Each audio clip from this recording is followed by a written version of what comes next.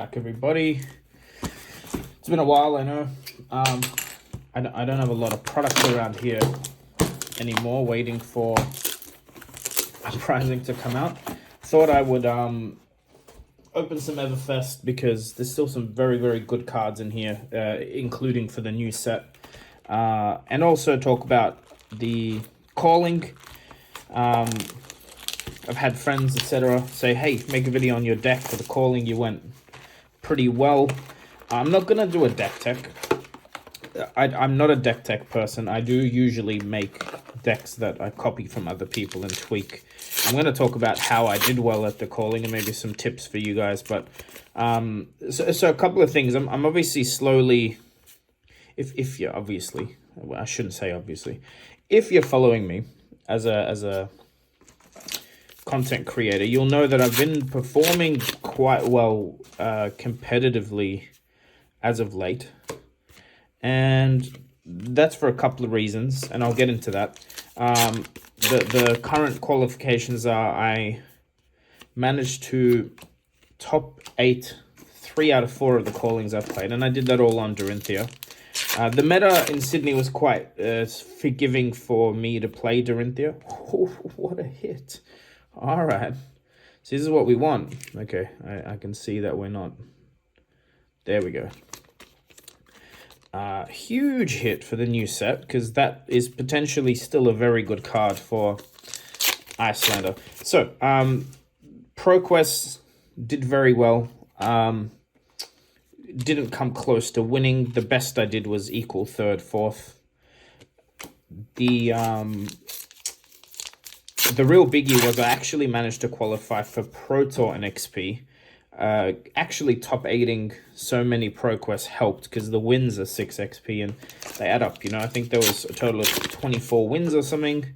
Lot of XP that I managed to accrue. I think 400 and something experience in 90 days. So I was surprised to get that. But then thinking back, like I've been playing a lot of armories and stuff, and I've been very much winning 60-70% of my games. So it does all that up. Second, the main point I think of how I've been doing well is I really have just stuck to the deck. I was saying before, the meta was a bit forgiving. There were Starvos in the ProQuest, but we didn't have like a huge amount of them like some other regions in the world. Like the last 2 ProQuests I played, there were no Starvos in the field. I still had to deal with Chain, still had to deal with Prism. Prism's obviously very, very tough if you play Warrior, but that is a matchup I feel like lately I've just been racing and actually doing well versus. So when I say well, it's not as one-sided as it used to be when I first started playing the game, because I legitimately just ignore them. And look at that. I've never seen that before in a pack. It's like a white ink mark. What I want to talk about is this. So as a player, I've been playing a lot, and I feel like I've been doing this is a very good hit. These cold foil potions that have go again are very, very good, because you can play them and then immediately use them. We had a little chat on Thunder, the podcast I have with Tall Timmy. Check that out. We're up to episode 4, which is live. FUNDER. Thunder, Flesh and Blood Down Under. So the conversation we had was the Team Blitz format, really, really fun. Easily the most fun I've had competitively.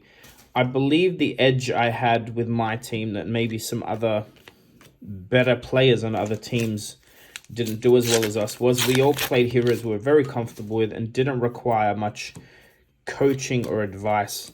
We kept it positive. We only really bantered with each other when things were going well. We didn't put any undue pressure on. We didn't like it was very good. The people I played with are very cool, calm, collected people under pressure.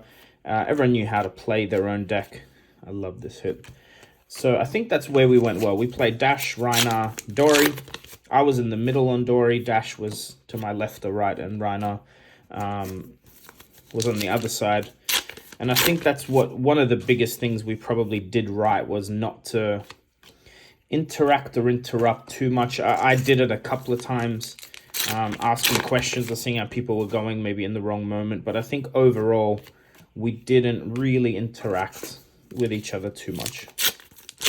But one thing I guess I should explain is, I think the main point was that we all we didn't change much from what we would play in any casual armory, and that helps. I think when you come up to a tournament, changing anything actually puts a bit of a disadvantage on you, because if your normal muscle memory or the way you see lines is all second nature, by the time you hit a tournament, you can focus a lot more on what's happening in front of you or how the opponent's playing and if they misplay, than if you have to look down at your hand for extended periods of time to figure out what you're doing. So again, this goes to maybe every level of play, including competitive. If you're trying to get in, if you're stressing too much about what deck to play, maybe just pick something you enjoy and stick to it no matter what. That seems to be working for me better than when I've switched trying to play a better deck. I did switch to Prism for a while there when I wasn't having much luck on Dorinthia, but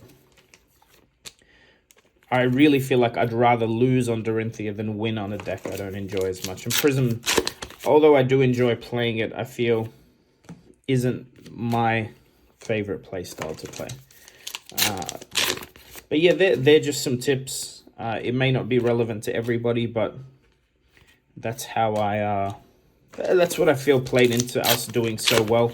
Also, our Rhinar player went 11-1. He's insane. That did help a lot, having someone that consistently winning. He did not struggle against anybody. Absolutely demolished the mirrors, demolished the Prism. It's a cool hit. Foil Valda. And having someone, again, who only plays one deck, who's consistent on it, who doesn't need a lot of, you know, the sort of only advice or things we talked about was, like when we'd sit down, if someone had an opponent that was on a warrior like Kasai, I would get asked, hey, what should I look out for?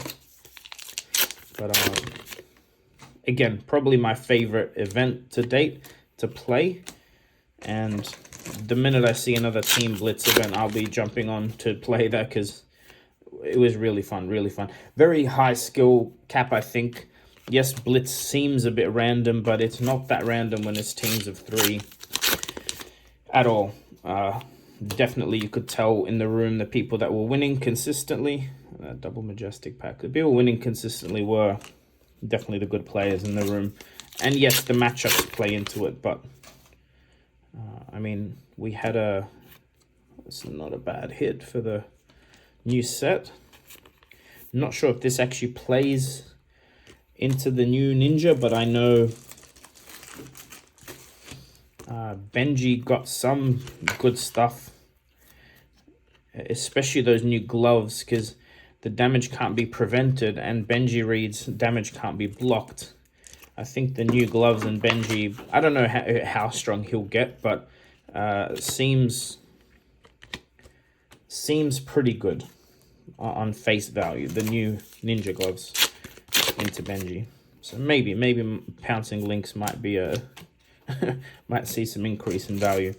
On a side note, I'll be going to Auckland for the Battle Hardened. So they've got a super armory. I think it's like 120 player armory. And right after that is a Battle Hardened and a skirmish. So I'll be flying there. I've been wanting to go to New Zealand. I've been waiting for an excuse. This is a very good excuse to go. I'm hoping to get time and permission to go visit LSS and, you know, meet some people and get a bit of a tour, see some.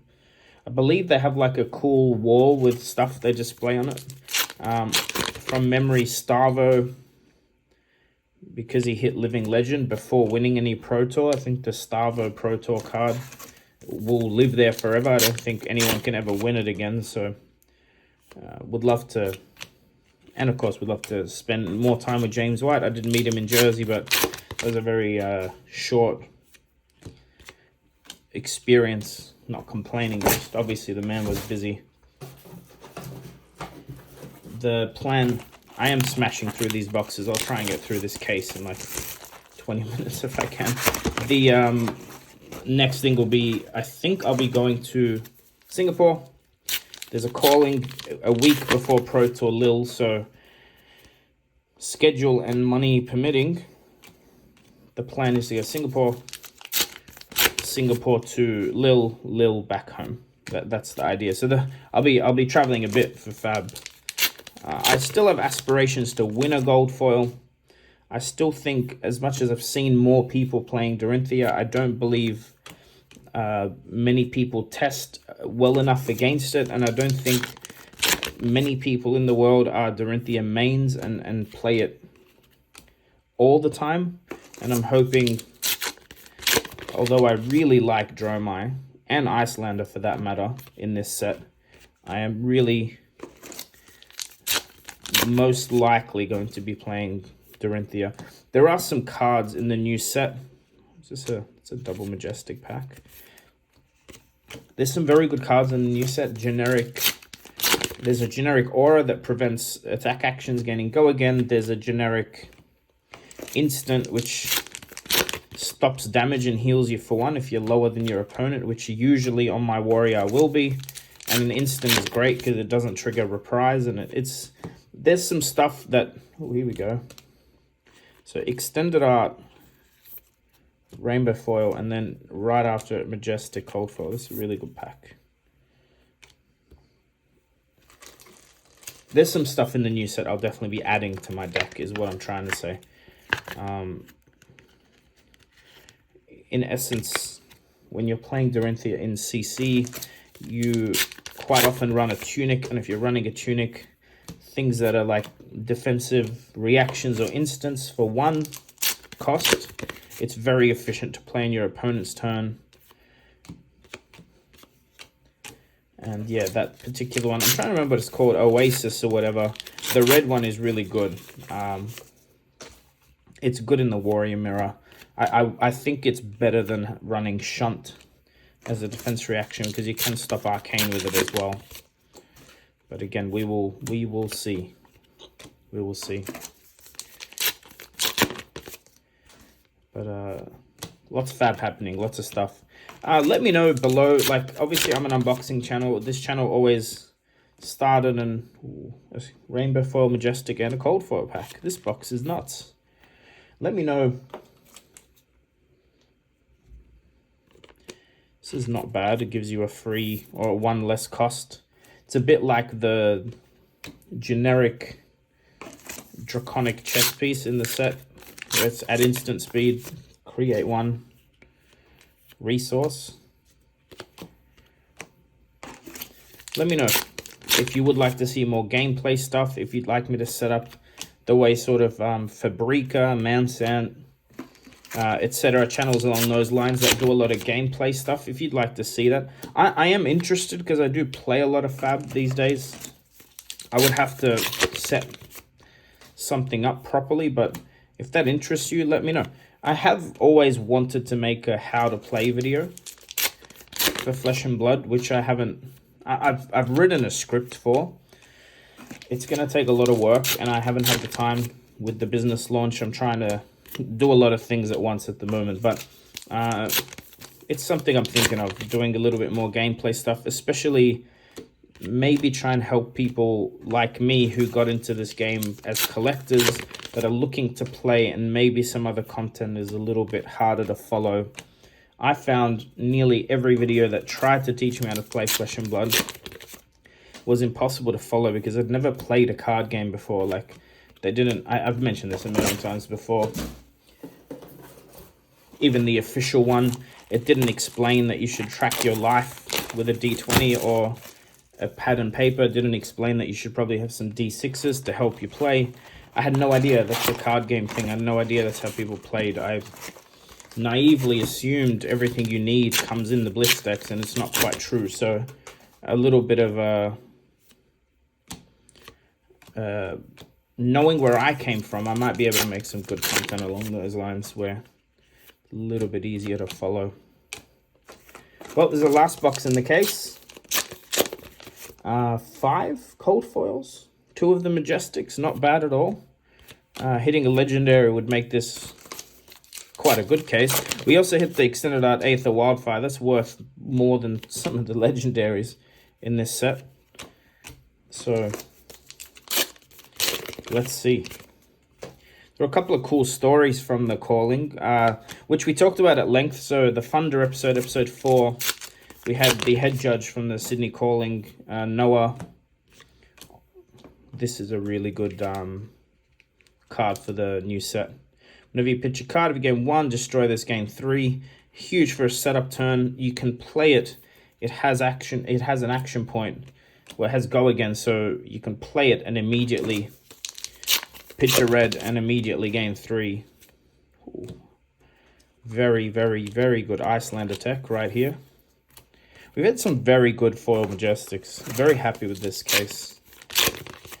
So yeah, Thunder, we talked about this stuff at length, but there was a team of only 2 that played the calling, made it to day 2. They were on Levia and Reiner, which is insane because I don't believe...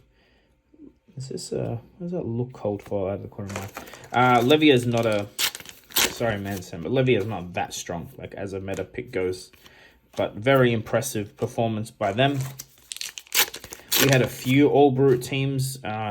Jason Chung from LSS helped a couple of very new Fab players who do have experience in competitive Magic, I believe, but still very new players. He helped them get to the top tables.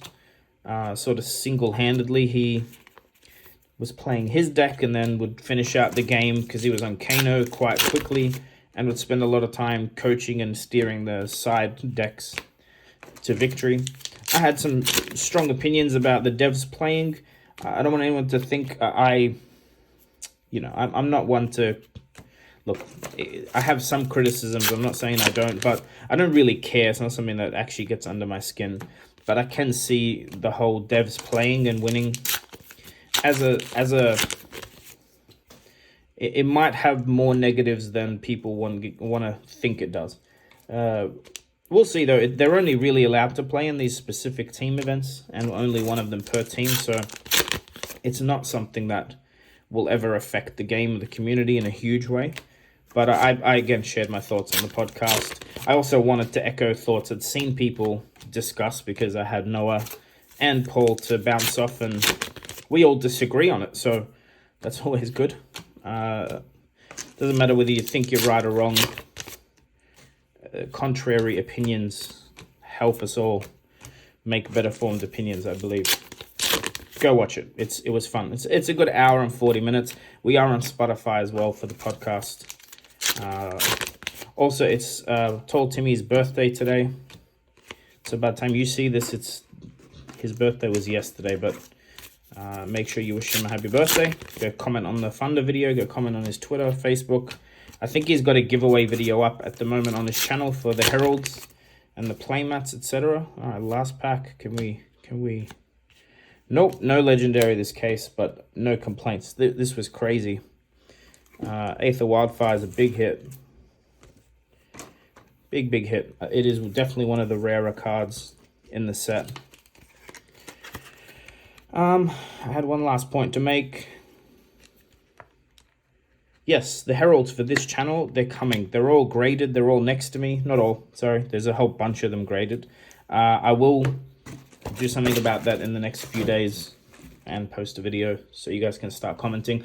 As you know, if you've been following me, most of those are go to members, but there'll be a full playset and 9 cards as an open giveaway, plus a playmat from that content creator kit will also be an open giveaway. But guys, it's me. I'm going to sign off, post this video. Thanks for tuning in. It's focused now. All right, guys, talk soon.